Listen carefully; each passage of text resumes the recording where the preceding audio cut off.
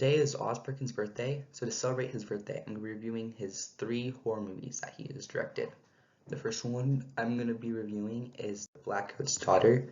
This movie is my favorite movie he's directed. Then Gretel and Hansel. Then I Am the Pretty Thing That Lives in the House. This movie stars Emma Roberts, Kiernan Shipka, and Polly Boynton. The thing about this movie I really like is the horror atmosphere.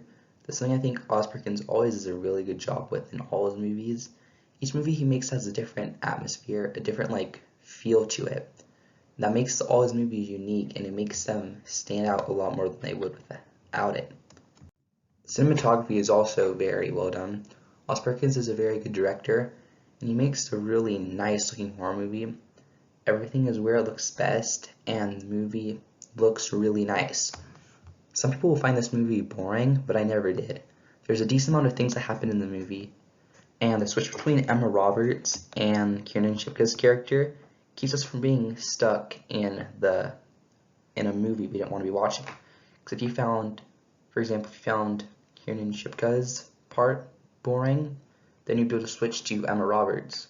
Or if you found Emma Roberts' part was boring, you'd be able to switch back to Kiernan Shipka's part. And that really helps the movie, in my opinion at least.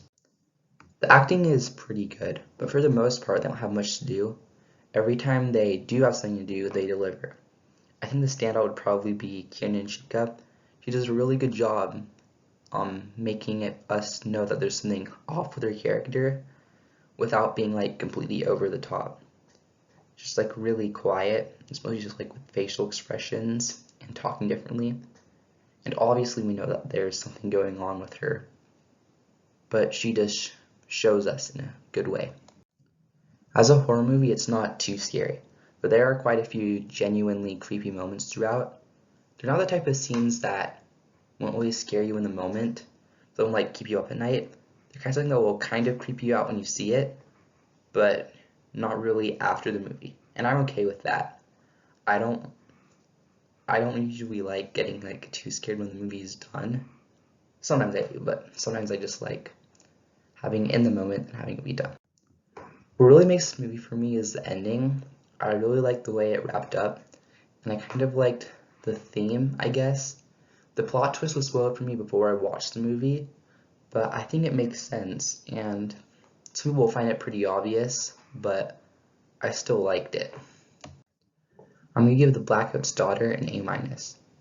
So I decided to get into some spoilers now because just why not?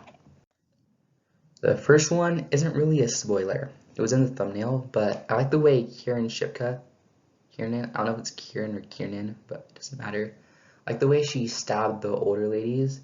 It was really robotic, and it really worked, and sold the way it the demon was possessing her.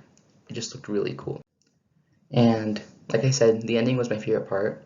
When it's revealed Joan is Kat from the future, and she's performing the ritual because she's lonely.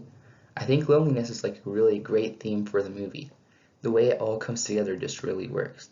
It has a lot of emotion to the movie that wasn't there before, and a lot of people say it's really big coincidence in the scene where Joan met Rose's parents on the way to the school, but I thought it made sense because they're going there at the same time for the same reason, because it's the anniversary of everything that happened.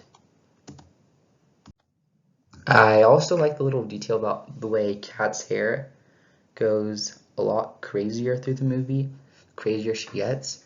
I think it's a cool idea that subtly showed us how her character was losing her sanity. This movie was definitely my favorite movie Osperkins made so far, and today I will also be reviewing I Am the Pretty Thing That Lives in the House and Gretel and Hansel. So make sure you check those out. Check this movie out too. I'm pretty sure it's on Netflix, but I'm not positive. It's a good movie.